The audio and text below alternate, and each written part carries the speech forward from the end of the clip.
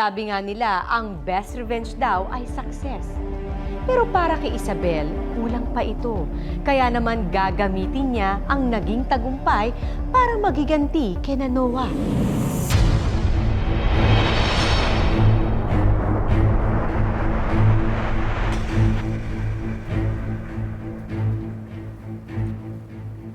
Hello, Noah. Sorry I'm late. Na-traffic kasi ako. How are you, Noah? It's been 7 long years, no? How are you, my ex-stepmother?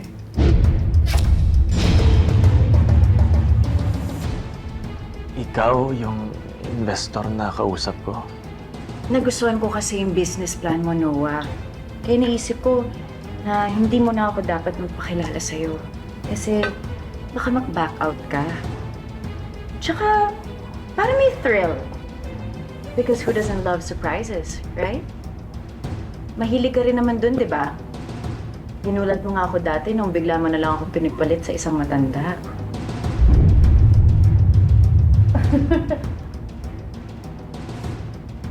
Excuse me, you? A businesswoman? Wait, may pera ka ba? Yes, I can assure you, Tita Betty. Lahat ng pera ko ngayon, hindi galing sa illegal. Because unlike you, hindi si Satanas ang business partner ko. Kung dati kinakaya-kaya mo ako, ngayon hindi na. Tama na, tama na! Ano ba? Kalma lang. Bastos ka. Oo nga, stepmother kita, dati. At hindi ako pumapato sa matanda. Pero wag na wag mo akong kakantiin dahil hindi kita uurungan. Let's go. Let's go! Yeah.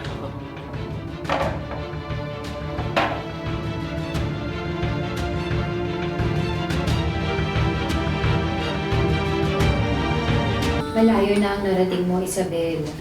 Sigurado ka pa bang gusto mo itong gawin? Sigurado ka pa bang gusto mong maghiganti? Manahimik ka na lang kasi! Ay, doktor! Huwag na huwag mong sasabihin kahit kanino yung alam mo tungkol sa negosyo ko. Tandaan mo, wala na dito ang tatay mo.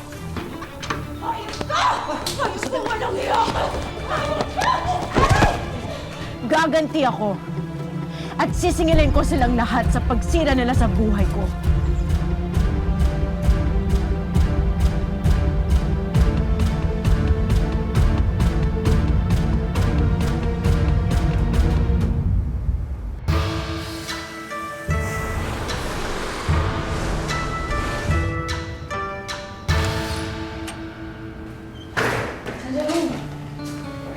재고 리스트 다 됐어요, 이사벨?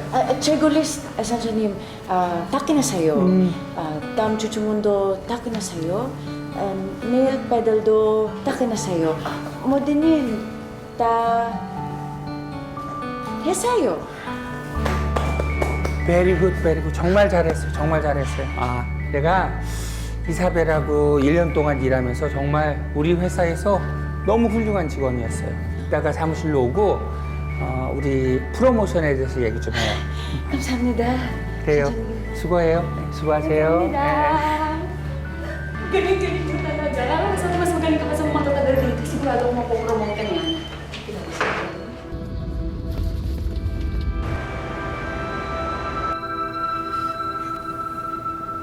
Sigurado ka na ba dito, Isabel?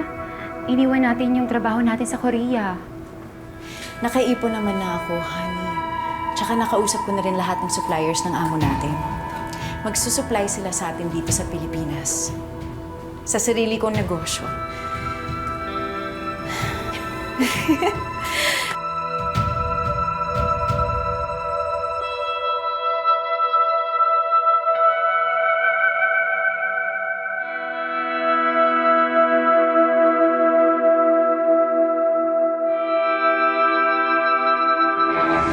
Tama ka. Malayo na ang narating ko. Mataas na ang inabot ko. At ngayon, nasa taas na ako. pwede ko nang itulak si Belle pabagsak sa lupa. Sisirain ko ang buhay nilang dalawa.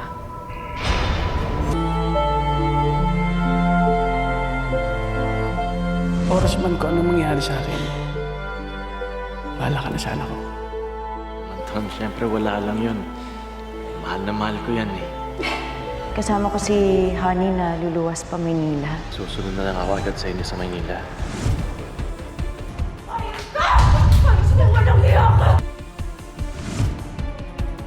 Hello, Noah.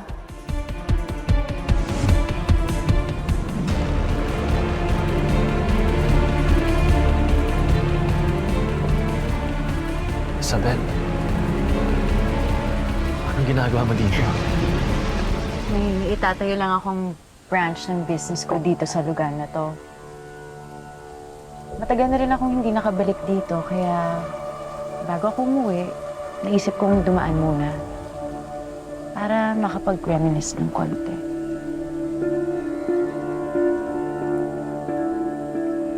Who would have thought? Nandito ka rin pala. Sorry, pasensya na lang sa nangyari ng isang linggo. Sa negosyo naman, wala si Betty doon. Kaya kung gusto mo, pwede pa rin natin ituloy. Kung interesado. Oo naman. Bakit hindi? Sabi nga nila, past is past. Si Betty lang naman ang hindi makamove on eh.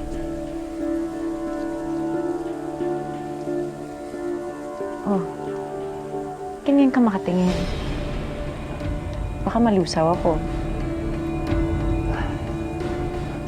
Laki kasi ng pinagbago mo. Halos hindi na kita nakilala. Alam mo, Noah, ikaw ang unang nagbago. Ikaw rin ang unang nang-iwan.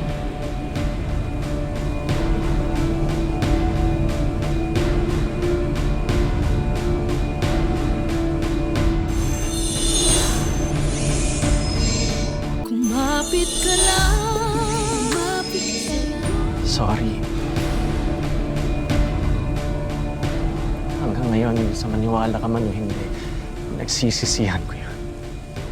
Pinili ko si Betty noon dahil gusto ko matulungan ang pamilya ko. Yun ang totoo. Mahal mo ba siya? Oo. Mas higit pa sa pagmamahal mo sa akin dati. Ano? Ba't hindi ka makasagot?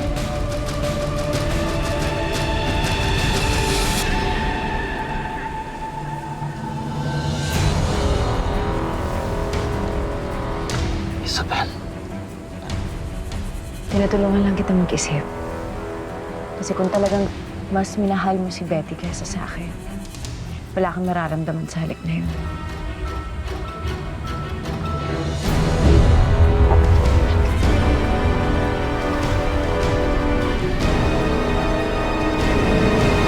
Ang mga tao talagang sobra-sobrang magmahal, sobra-sobra ding magalit kapag nasaktan. May puwang pa nga kaya ang pagpapatawad sa puso ni Isabel?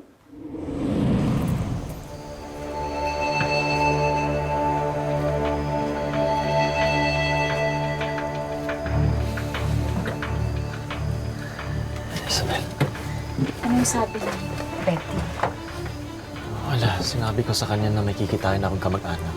Niwala naman siya. Tingin ko, oo.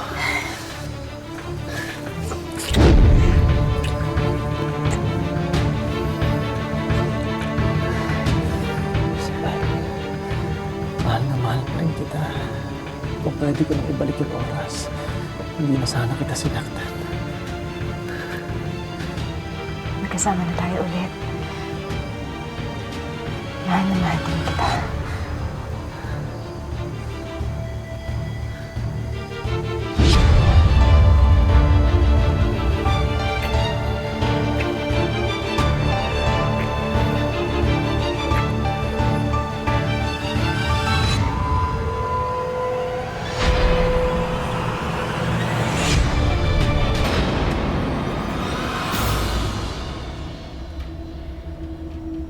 Late ka na naman umuwi. May, Hindi mo man lang iniisip na may naghihintay sa'yo dito. pasensya ka na lang. Masarap kasi yung kwentuhan namin na isa. Pinsan. Kada linggo na lang, may pinsan kang umuwi from Cebu. Kung ayaw mo maniwala, bahala ka. Kung gusto mo nga, sa susunod, sumama kayo.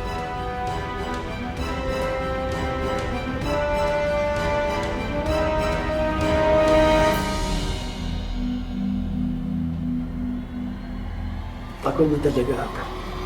Sorry. Bukas na ha.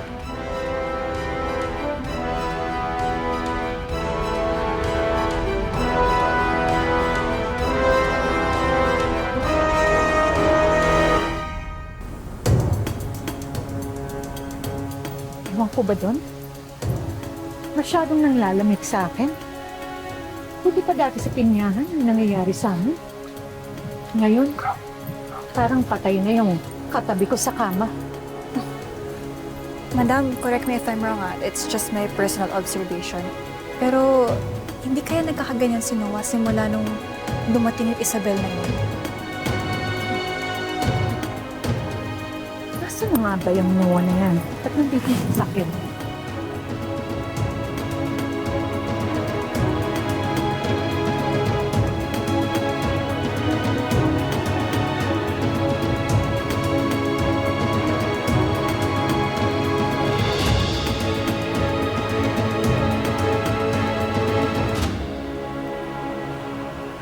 Pinigal ko nga ako dati nung bigla mo na lang ako pinagpalit sa isang matanda.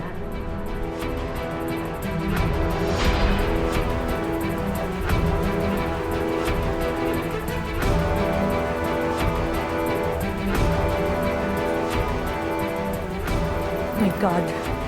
Oh my God! This can't be!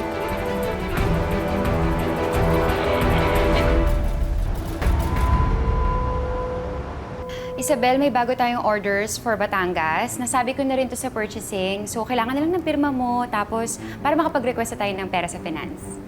Okay, thanks. Thank you. Ikaw na yan dyan, ha? Ay! Excuse me, meron po ba kayong appointment kay Miss Isabel? Hindi namin kailangan ng appointment para sampalin yung malandi mong boss. Tumabi ka nga dyan. I know! Kayo ang umalis kung hindi tatawag ako ng security. Okay lang yan, honey. Welcome, my unexpected guests. Anong ginagawa ng dati kong madrasta dito sa opisina ko? Ano? Mag-a-apply ka ba? Sorry, kasi hindi ako tumatanggap na walang good moral character at valedictorian sa kalandian. Dami pa sinabi. Tignan natin kung sino ang malandi ngayon. Sa'yo to, di ba? Anong ginagawa nito? Sa loob ng sasakyan ng asawa ko. Akin nga yan. Ewan ko ba sa asawa mo kung ba't napunta sa kanya? Baka naman klepto na siya. O baka naman nahawa na siya sa pagiging kriminal mo.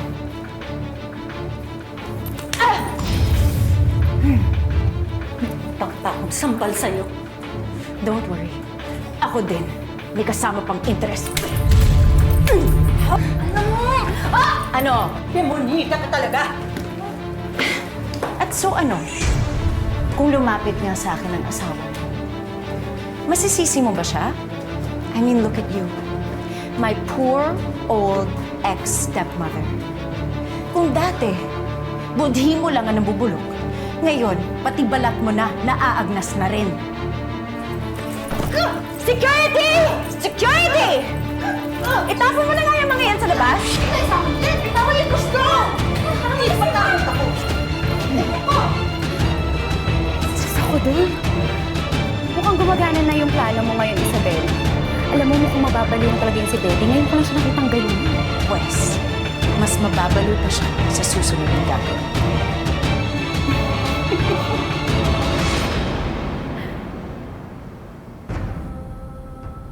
Pinipilit ako kahapon ni Betty na umamin tungkol sa atin.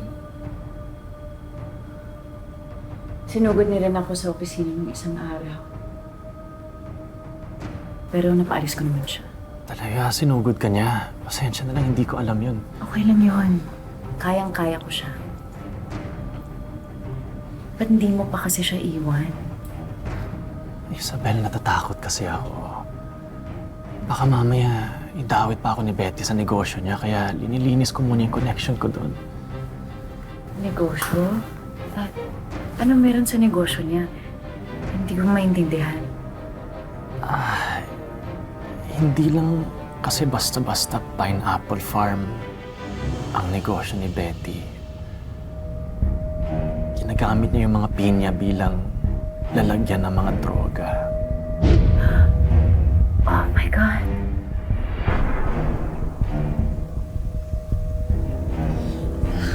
Huwag na huwag mong sasabihin kahit kanino. Yung alam mo tungkol sa negosyo ko. May kilala akong pulis. Baka matulungan nila tayo. Pero kailangan mo muna sabihin sa akin ang lahat. Pati lahat ng connection mo sa illegal na negosyo ni Betty. Para makaisip tayo ng paraan para hindi ka madamay. Isabel, natatakot talaga ako. Huwag ka matakot. Ipapakulong natin si Betty. At kapag malaya ka na sa kanya, pwede na tayong magsama. Basta sabihin mo sa akin lahat ng nalalaman. Tutulungan kita.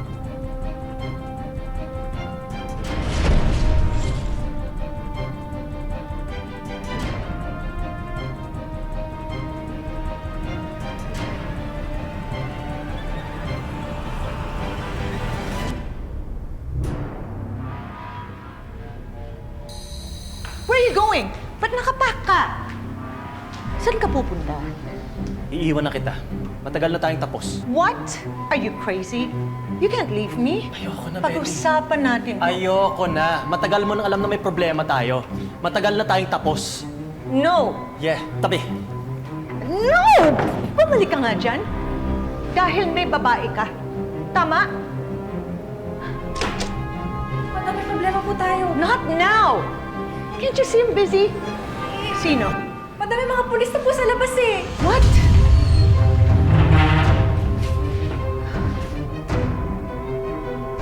May mga ebidensya kaming nakita na may tinatago kayo na drug business sa pinyahan nyo.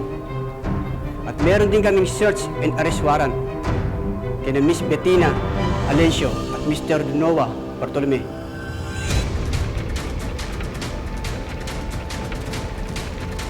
Ito ang ebidensya.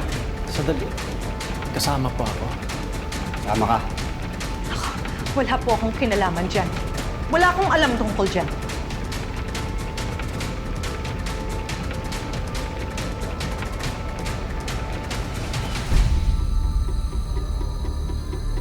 Isabel, akala ko ba si Betty lang ang gusto mo ipakulong? Bakit pati si Noah? Yun naman talaga ang plano ko nung simula pa lang. Ang sirain ang buhay nilang lahat. Pero nagsisi na siya. Wala akong pakialam. Tama lang sa kanya to.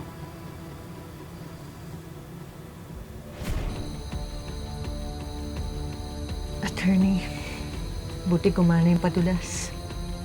Mag-ingat lang tayo. Itigil mo muna yung mga negosyo mo kasi hindi ka natitigilan ng mga pulis. Nawala ng lahat. Pati ang negosyo ko. Kung sino man yung nagsumbong sa akin, mapapatay ko talaga yun. Madam, nakakausap ko yung contact natin. Hindi mo kakayanin yung nalaman ko. Ano raw? Yung lead ng mga pulis, dito mismo nang galing kay Noah. What? Pinagtulungan ka ni Noah at Isabel.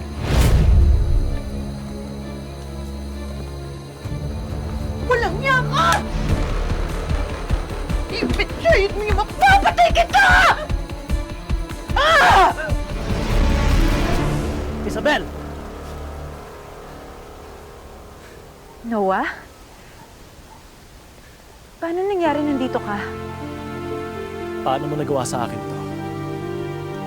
Pinagkatiwalaan kita. Pinagkatiwalaan din kita noon. Isabel, nagkamali ako noon. Hanggang ngayon, pinagsisisihan ko yon. Kaya ginawa ko ang lahat para makabawi sa'yo. Sabay etong gagawin mo sa akin, pinaikot mo lang din pala ako. Kulang pa yan. Tinira mo ang buhay ko. Kaya kung ano man ang dinadanas mo ngayon, kulang na kulang pa yan.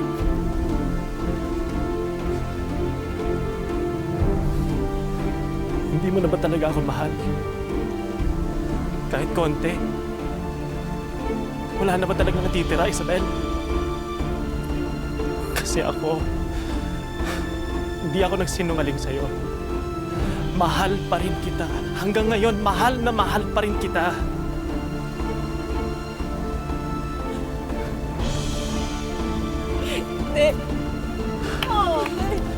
Betty, Sabi ko na nga ba, nagkikita pa rin kayong dalawa eh. Hi, stepdaughter. Hoy, may regalo ako sa inyo. Papatayin Betty! ko kayong dalawa. Betty, Ha? Pero mauna ka. Kung sa tingin mo natatakot ako sa'yo, pwes hindi. Dahil kahit ano pang gawin mo sa akin, nakuha ko na lahat sa'yo. Sinira ko na ang buhay mo. Diretso ka na sa kulungan. Demonyo ka! That's fine. That's alright. Basta mauna ka sa inyo. tama na! Tigilan mo na si Isabel! Noah! Noah! Noah! Noah! Ingat ka! Huwag ka makahingi dito! Isa ka pa!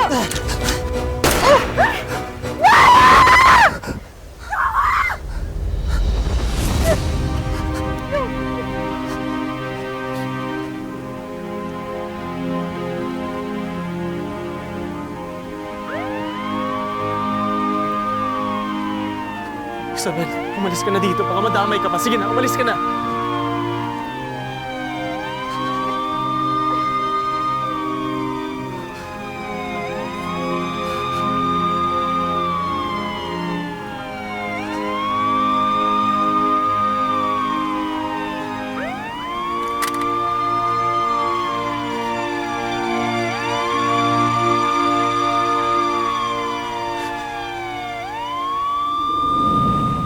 Ang pagmamahal daw ay parang sinulid.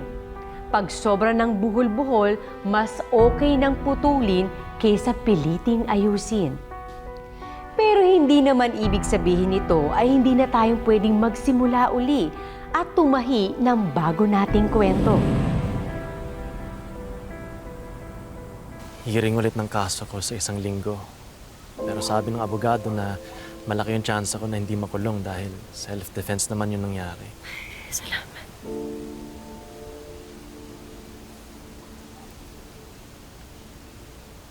Ako naman, pupunta muna ako sa Korea. Kami ni Honey.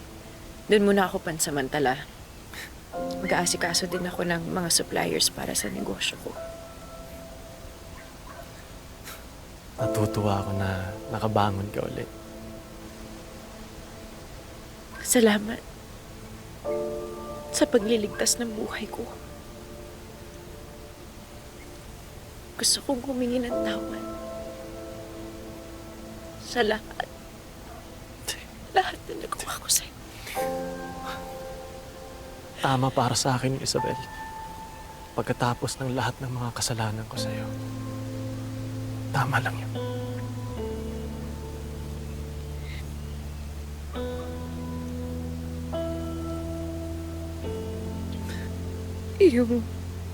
Yung tanong mo pala noon, kung mahal pa kita, hindi ko nasagot. Tama naman para sa akin yun, Isabel. Pagkatapos lahat ng mga kasalanan ko sa'yo,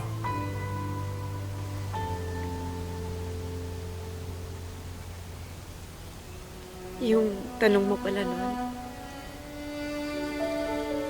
kung mahal kita, hindi kita nasagot. Baka mas mabuti kung hindi ko na lang sagutin. Baka mas tama yun para sa ating dalawa.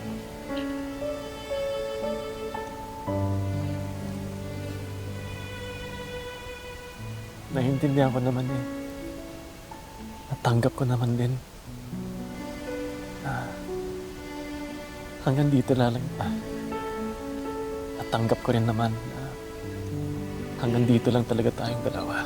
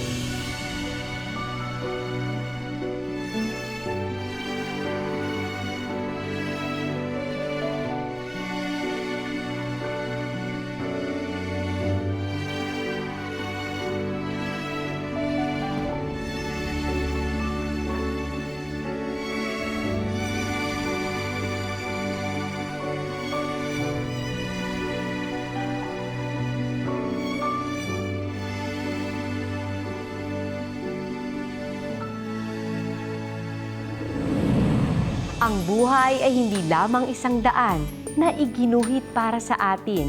Ito ay sangang daan na nagbibigay sa atin ng maraming pagkakataon na pumili at tahakin ang sarili nating tadhana. Magandang hapon, ako po si Maring Rivera at ito ang mas pinalakas na tadhana. Mabilis